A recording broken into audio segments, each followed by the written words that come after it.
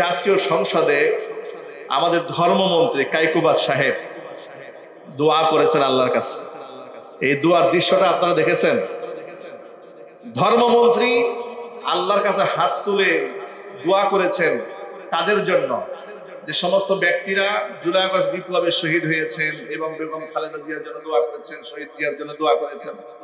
অর্থাৎ যাদের জন্য সুখ বার্তা সংসদে পেশ করা হয়েছে, সুখ প্রস্তাব করা হয়েছে, তাদের জন্য নীরবতা পালন না করে দোয়া করা হয়েছে। ভালো জিনিসটা খারাপ জিনিস? এবার এই দোয়াটা করেছেন ধর্মমন্ত্রী। মাশাআল্লাহ বলেন। বিগত বছরগুলোতে এমন এমন লোকদেরকে ধর্মমন্ত্রী বানানো হতো যাদের নিজেদের ধর্মের কোনো জ্ঞান থাকতো না। কথা বলতে হবে, ঠিক না ভাই? ঠিক বলে। কিন্তু এইবার এমন একজন ধর্মমন্ত্রীকে বানানো হয়েছে, আমি তার মুনাজাত দেখে, তিনি আলেম নন, কিন্তু তার মুনাজাত দেখে আমার কাছে মনে হয়েছে যে তিনি আলেমদের সান্নিধ্য প্রাপ্ত। এভাবে আলেমদের সান্নিধ্য প্রাপ্ত না হলে এই ভাষায়, এই শব্দে আপনি দোয়া করতে পারবেন না। এত কাকুতি বিনতি করে রবের কাছে চাইতে পারবেন না, এত কান্নাকাটি আপনি করতে পারবেন না। ওই সময় দেখলাম বাংলাদেশের কিছু বিপদগামী ছেলেরা মন্তব্য লিখেছে, উনি কান্নার অভিনয় করছেন। জাহেল মূর্খ এটাও জানে না আল্লাহর কাছে চাওয়ার সময় কান্নার অভিনয় করাটাও সুন্নত। কথা বলেন, ঠিক না? আল্লাহর কাছে চাওয়ার সময় কান্নার অভিনয় করা কি? এটাও সুন্নত। উনি সুন্নত আদায় করেছেন, তুমি সুন্নত নিয়ে মন্তব্য করেছো। আগে পড়াশোনা করো। ভাইরা আমার,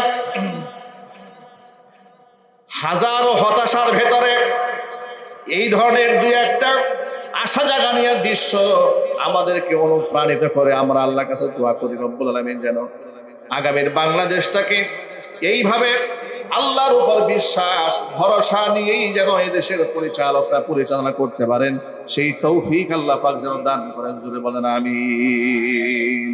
সবাই বলেন আমিন। গুনাহ মাফের মাস, এই মাসে কাঁদবো না তো কোন মাসে কাঁদবো? এই মাসে রবের কাছে চাইবো না তো কোন মাসে চাবো? এখন তো আমার সময়, তো অফার চলছে, আমি এই মাসে আল্লাহর কাছ থেকে বাণিজ্য করে নেবো না তো কোন মাসে বাণিজ্য করবো? এই মাসে আমি দান করবো না তো কোন মাসে দান করব? এই মাসে আমি সদকা দেব না তো কোন মাসে দেব? এই মাসে রবের কাছে তওবা করবো না তো কোন মাসে তওবা করবো? এটা তো তওবার মাস। কোরআন মাজিদ আল্লাহ পাক বলেন, ইয়া আইয়ুহাল্লাযীনা আমানু কুতিবা আলাইকুমুস সিয়ামু কামা কুতিবা আলাল্লাযীনা মিন ক্বাবলিকুম লাআল্লাকুম তাত্তাকুন। হে ঈমানদারগণ, তোমাদের উপর রমজানের রোজাকে ফরজ করা হয়েছে যেভাবে তোমাদের পূর্ববর্তীদের উপর ফরজ করা হয়েছিল, লাআল্লাকুম তাত্তাকুন, যাতে করে তোমরা পরহেজগার হয়ে যেতে পারো, তাকওয়াবান হয়ে যেতে পারো। একটু তাকায় দেখুন, রমজানে অনেক ভাই আলহামদুলিল্লাহ নামাজ পড়া শুরু করেছে, রোজা রাখতে শুরু করেছে, মিথ্যা কথা বাদ দিয়েছে। আছে না নাই? আলহামদুলিল্লাহ বলেন। আমি স্পেসিফিক কিছু হোটেল মালিকদের সম্পর্কে জানি যাদের দোকানে খুব ভালো বেচাকেনা হয়, রমজানের সম্মানে দিনের বেলায় হোটেল বন্ধ করে দিয়েছে। আলহামদুলিল্লাহ বলেন। মালিবাগের আবুল হোটেলের নাম তো আপনারা অনেকেই শুনেছেন, পত্র পত্রিকাতে মিডিয়াতে কাভারেজ দেওয়া হতো সব সময় আবুল হোটেলের ব্যাপার। এই আবুল সাহেব মারা গেছেন, গত বছর মারা গেছেন তিনি। আল্লাহ পাক তাকে জান্নাতুল ফেরদাউস দান করেন।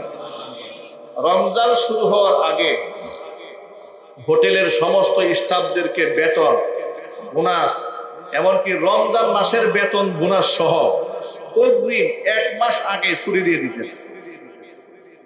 পুরা রমজান হোটেল বন্ধ, কিন্তু স্টাফদের বেতন ফুল, বোনাস ফুল, ছুটি হয়ে যায়।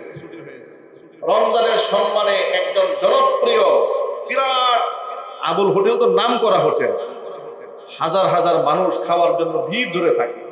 1 মাস চললে তুমি 20 লক্ষ টাকা লাভ করতে পারো, 20 থেকে 30 লাখ টাকা ইনকাম করতে পারো। 20 লক্ষ টাকা ছেড়ে দিয়েছে, 30 লক্ষ টাকার স্বার্থ বাদ দিয়ে দিয়েছে। 1 মাস রমজানের সমস্ত স্টাফদেরকে রোজা রাখার সুযোগ দিয়ে দিয়েছে, ইবাদত করার সুযোগ দিয়েছে, বেতন দিয়েছে, বোনাস দিয়ে ছেড়ে দিয়েছে। এবং এই কাজটা তিনি 1 বছর করে নাই, বছরের পর বছর করে আসতেছে। গত বছর দুনিয়া থেকে চলে গেছেন, দুনিয়ার সফর তো শেষ, প্রাপ্তি তো হয়ে গেল বিরাট বড়, ঠিক না ভাই? যারা এই হোটেলের সামনে লাল চাদর দিয়া মানুষদেরকে খাওয়ান, কালো চাদর দিয়ে মানুষদেরকে খাওয়ান আর মনে করেন কেউ দেখে না, এই আবুল হোটেলের মালিক আবুল সাহেবের কাছ থেকে আপনারা সবক নিতে পারেন। এই দুনিয়ার সফর কিন্তু আপনারও শেষ হবে। আবুল সাহেবের সফর শেষ হয়েছে, কিন্তু প্রাপ্তিতে কতগুলো রমজানের রোজাদারকে তিনি রোজা রাখার সুযোগ করে দিয়েছেন। কোনো রমজানে কোনো ব্যক্তিকে তিনি খাবার দেন নাই, ক্ষুধাদ্রোহিত হবে, নাফরমানি হবে, আল্লাহ নারাজ হবে, এই কথা চিন্তা করে দুনিয়ার স্বার্থকে ছেড়ে দিয়েছেন। আল্লাহ পাক কি সম্মান কমিয়ে দিয়েছেন? জোরে বলুন। যে দেখুন, আমরা মিম্বারে বসে আবুল সাহেবের কথা বলতেছি, মেসেজটা একটু বোঝার চেষ্টা করেন। আবুল সাহেব আমাদের বাবাও হন না, দাদাও হন না, রক্তের কেউ হন না, আত্মীয় স্বজন হন না। পকেট ভর্তি 2-4-5 লাখ টাকা দিয়েও আমাদের বলেন নাই হুজুর মিম্বারে বসে একটু পাবলিসিটি করেন, তাও বলেন না।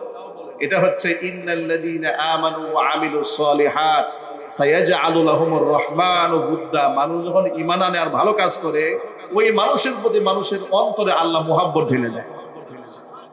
সুতরাং যে সমস্ত ব্যক্তিরা এই রমজানেও হোটেল চালু রেখে মানুষদেরকে খাওয়াচ্ছেন, আল্লাহকে ভয় করুন, আল্লাহকে ভয় করুন। দোকানের সামনে থেকে পর্দা সরাই নেন। আপনি পর্দা দিলে আল্লাহ দেখে না? জোরে বলুন না, আল্লাহ দেখেন না? আল্লাহ দেখেন। যা হয়েছে, এখন আপনি হতাশ হবেন না, নিরাশ হবেন না। আপনি ভুল করে ফেলেছেন। আজকের জুমার পর থেকে দোকান আপনার দিনের বেলায় খাবার দাবার বন্ধ করেন।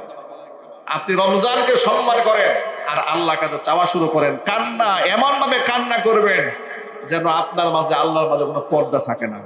কোরআন মাজিদে আল্লাহ পাকের ওয়াদা আছে, বান্দা এইভাবে যখন কান্দে তখন বান্দাকে আমি ক্ষমা করে দেই, বান্দাকে আমি জান্নাতের সুসংবাদ দান করি। জোরে বলেন সুবহানাল্লাহ। আল্লাহ রাব্বুল আলামিন কোরআন মাজিদের মধ্যে বলেন, والذين إذا فعلوا فاحشة أو ظلموا أنفسهم ذكروا الله فاستغفروا لذنوبهم ومن يغفر الذنوب إلا الله ولم يصروا على ما فعلوا وهم يعلمون। যে সমস্ত ব্যক্তিরা খারাপ কাজ করে ফেলে, অন্যায় করে ফেলে, অথচ এমন কি ব্যভিচারের মতো গুনাহ যদি কোনো বান্দা করে ফেলে, এরপরে সেই বান্দা যখন অনুতপ্ত হয়, যাকারুল্লাহ, আমি আল্লাহর কথা যখন তার স্মরণ হয়ে যায়, ফাস্তাগফারু লিযুনুবিহিম, গুনার জন্য আমার কাছে ক্ষমা চায়, ওয়ামান ইয়াগফিরুদ যুনুবা ইল্লাল্লাহ, আর আমি আল্লাহ ছাড়া তো মানুষের গুনাহ কেউ ক্ষমা করতে পারে না। কোন পীর সাহেব মানুষের গুনাহ ক্ষমা করতে পারে না, কোন আলেম ক্ষমা করতে পারে না, কোন দরবেশ করতে পারে না, কোন খতিব সাহেব করতে পারে না, কোন ফেরেশতাও করতে পারে না। মানুষের গুনাহ একমাত্র কে ক্ষমা করেন? আরো যদি বলুন কে? আল্লাহ পাক বলেন, আমি আল্লাহ ছাড়া কেউ তো গুনাহ ক্ষমা করতে পারে না। সেই বান্দা যখন আমি আল্লাহর কাছে গুনাহর জন্য ক্ষমা প্রার্থনা করে, কান্না করে, রোনাজারি করে, তখন ওই বান্দার জিন্দেগীর সমস্ত গুনাহ রাখাটা আমি আল্লাহ মাফ করে দেই। জোরে বলেন সুবহানাল্লাহ। আল্লাহ বলছেন, ওয়ালাম ইউসিরু আলা মা ফাআলু ওয়া হুম ইয়ালামুন, এবং যে গুনাহ সে করত সেই গুনার মধ্যে সে অবিচল এবং অটল থাকে না। এই আয়াতটি নাজিল হওয়ার প্রেক্ষাপট, আল্লাহ যে বললেন যে অন্যায় করে ফেললো, এই আয়াতটা কখন নাজিল হয়েছে, এই শানে নুজুল, এই আয়াতের প্রেক্ষাপট এটা বুঝতে পারলে দেখবেন আমাদের জীবনের অনেকের ভুল সংশোধন করা সহজ হয়ে যাবে। নবী করিম সাল্লাল্লাহু আলাইহি ওয়াসাল্লাম যখন মক্কা ছেড়ে হিজরত করে মদিনায় গেলেন, সাথে সাহাবায়ে কেরাম গিয়েছেন, মুহাজিররা যারা মক্কা ছেড়ে বাড়ি ঘর ছেড়ে চলে গেলেন মদিনায়, তাদের কাছে না আছে ঘর বাড়ি, না আছে থাকার জায়গা, না আছে ব্যবসা বাণিজ্য, না আছে টাকা পয়সা, কিছু তো নাই। তো নবী করিম সাল্লাল্লাহু আলাইহি ওয়াসাল্লাম তখন মদিনাতুল মুনাওয়ারার তার সহযোগী সাহাবী, যাদেরকে আনসারী সাহাবী বলা হয়, আনসারীদের সাথে মুহাজিরদের ভাই ভাইয়ে সম্পর্ক করে দিলেন। একে অপরের ভাই বানিয়ে দিলেন। এক একজন মুহাজির সাহাবীকে এক একজন আনসারীর বাড়িতে থাকার ব্যবস্থা করে দিলেন। এটা ইসলামের প্রাথমিক যুগের কথা বলছি, মুসলমানদের সংখ্যা যখন কম ছিল। তখন ঠিক ওই মুহূর্তে যখন জিহাদে যাওয়ার প্রয়োজন হতো, এখন আনসারিও যদি জিহাদে চলে যায়, মুহাজির জিহাদে চলে যায়, বাড়িঘর শূন্য হয়ে যাবে, বাড়ির মহিলারা নিরাপত্তাহীনতায় ভুগবে, তাদের তো প্রয়োজন রয়েছে। এই জন্য বাই রোটেশন, কেউ থাকবে জিহাদে, কেউ থাকবে বাড়িতে। এইভাবে এক সফরে নবী করিম সাল্লাল্লাহু আলাইহি ওয়াসাল্লাম জিহাদে গেলেন, সাহাবায়ে কেরাম তার সাথে গেলেন, মুহাজিররা চলে গেলেন। মুহাজিরদের বাড়িতে আনসারি যে সাহাবী, যার নিজের বাড়ি, সে বাড়িতে দায়িত্ব দিয়ে গেলেন যে ঠিক আছে, মুহাজির জিহাদে চলে যাচ্ছে, তার অনুপস্থিতিতে আনসারি তুমি তার বাড়িতে গিয়ে তার খাবার দাবার সবকিছু তার পরিবারের কাছে পৌঁছায় দিয়ে আসবে। জিহাদে চলে গেছে। আনসারি সাহাবী যখন মুহাজিরের বাড়িতে আসলেন, এসে দেখতে পেলেন তার স্ত্রী গোসল করে কাপড় শুকাচ্ছে বাহিরে, কাপড় রোদ্রে দিচ্ছে। কাপড় যখন রোদ্রে দিচ্ছে তখন দূর থেকে তার চুল দেখেছে। আনসারি সাহাবী মুহাজিরের স্ত্রী কি দেখেছে? চুল দেখেছে। একটু জোরে বলতে হবে, কি দেখেছে? এই কথাটা আপনারা বলার পেছনে হিকমা আছে। চুল শব্দটা কেন বারবার উল্লেখ করছি? কারণ পরপুরুষকে চুল দেখানো, এটা তো বর্তমান সমাজে কেউ গুনাহ মনে করে না, ঠিক না? ঠিক বলে। রমজানেও চুল ছেড়ে রাস্তায় মেয়েরা চলছে না।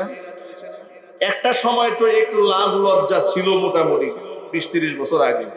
ইদানিং হায়া লজ্জা একদম বরবাদ হয়ে যাচ্ছে। মাথার চুল নাই, উড়না নাই, মাথার মধ্যে ঘুমটা নাই। আগে হুজুর দেখে দেখলে একটু কাপড় টাপড় দিত, ইদানিং হুজুর দেখলেও কাপড় দেয়।